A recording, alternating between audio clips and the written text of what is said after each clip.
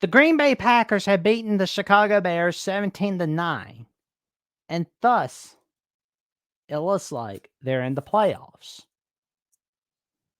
Fantastic victory by Jordan Love as he had a tremendous game with 316 passing yards, 2 touchdowns, and 27 of 32 completed passes. As for Aaron Jones, he had a great day. 22 carries, 111 rushing yards. Good grief. That's pretty big right there. But, Justin Fields had a pretty good day. He had 11 of 16 completed passes, 148 passing yards. Not bad. That's still good. But, it was, it's not bad for the Bears. I mean, it sucks being swept by your biggest rival, the Packers. But on the bright side, they did win 4 of the last 6 games to end the 2023 season. And, they are putting their vote of confidence in Matt Eberflus, which, I mean, I'm not going to lie, I did think he should have been fired at first. But, after, what they did against the Vikings, then the Lions and the Cardinals Falcons, I was like, I'm going to change my mind on this guy. He's all right. I mean, he just needs another year. As for Justin Fields, I've never been convinced that he's god awful. I mean, he's had some bad days, some bad games here and there. But he just needs an O-line and a couple more star players on offense. And I think the 2024 draft, the ball's in your court for the number 1 draft pick. What are you going to do? That's something you're going to have to decide in the offseason. Yeah, because I mean, you got that pick from Carolina. And for your own draft pick, I think you need to get an offensive weapon. And, during free agency, you need to be signing as many O-linemen as you can. And then in the draft a couple of draft steals that no one's really looking at. Get somebody that no one's really watching, but is really good. That's my advice to the Bears. Congrats on a fantastic end to the 2023 season. And the Packers, congrats on getting to the NFL playoffs. But wait a minute. There's some things we got to discuss. And that's the NFC Playoff picture. What does it mean for the Seahawks and the Saints? Well, let's show you. Now, the Saints needed to win, or they needed a win, plus a Seahawks loss or tie to the Cardinals, and plus the Packers losing to the Bears or tying the Bears. Or they needed the tie against the Falcons, and they needed the Seahawks and Packers to lose. But, scenario 1 was likely going to happen, or so it seemed, right? Because the Saints obliterated the Atlanta Falcons 48-17. And let me tell you, when they were running up the score at the end of the game, Falcons head coach Arthur Smith raised a lot of hell towards Dennis Allen. He was none too happy, folks. He was not too happy. So, I mean, maybe the Saints could see the Seahawks lose to the Cardinals, and also the Packers could lose to the Bears. Neither one of those scenarios happened as the Seahawks won 21-20, and as you know, the Packers beat the Bears, of course. So unfortunately, the Saints did not get in. Let's look at the Seahawks playoff scenarios that needed to happen for them in order to get in as that 7th wildcard spot. Now, the Seahawks, they needed to beat the Cardinals, plus the Packers losing to the Bears or a tie with the Bears. Or the Seahawks needed the tie against the Cardinals, then they needed the Packers to lose to the Bears, and they needed the Buccaneers to lose or tie to the Panthers.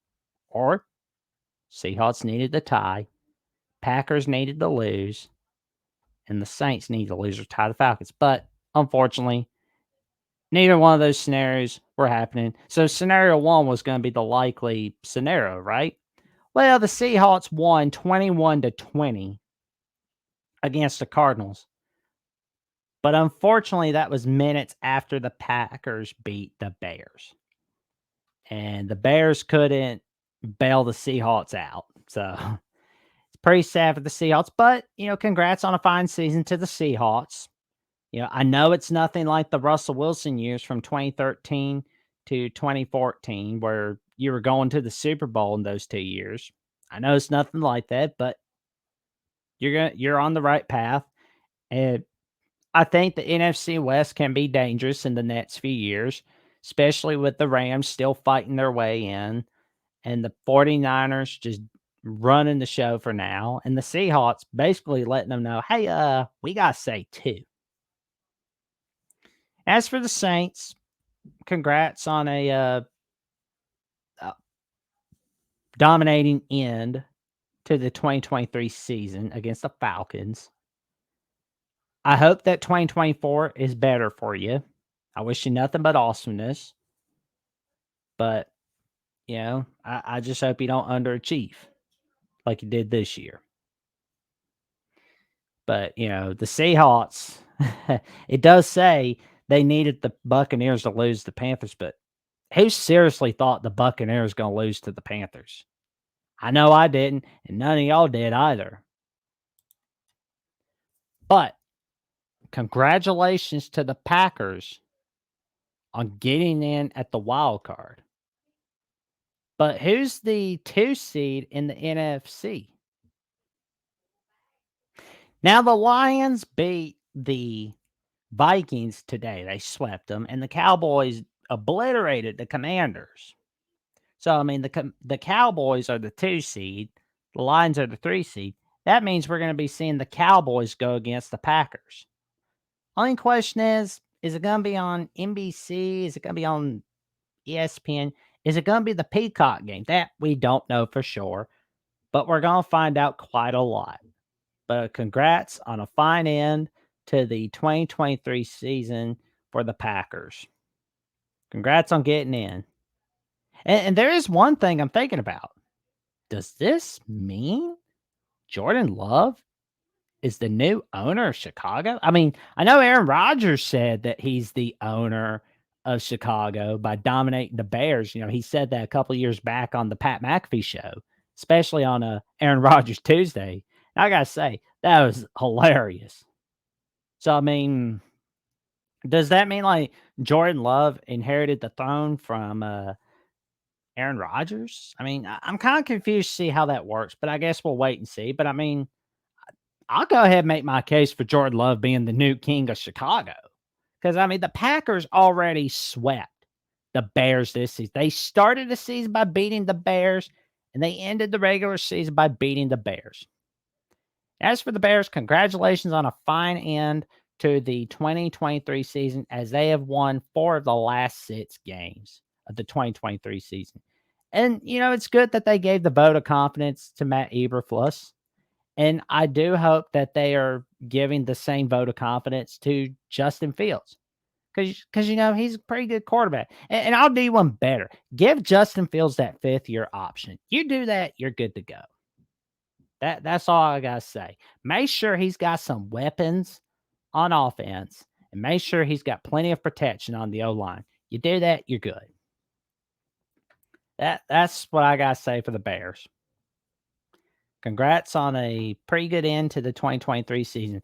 But if you love content such as this, like some of these reaction videos on the NFL and college football, and you like watching some of the Jacksonian episodes, like, comment, subscribe, click notification bell at Jackson Johnson 979, or better yet, also give me a follow on Twitter/X at Jackson 0996 0335 and at Instagram and Threads at Jackson Johnson 543908. And until next time, this is Jackson Johnson wishing you a very happy Sunday. And I guess I'll be seeing you after the Bills Dolphins. And for some of you, I'll be seeing you on the Voice College Football After Dark. Stay tuned, everybody.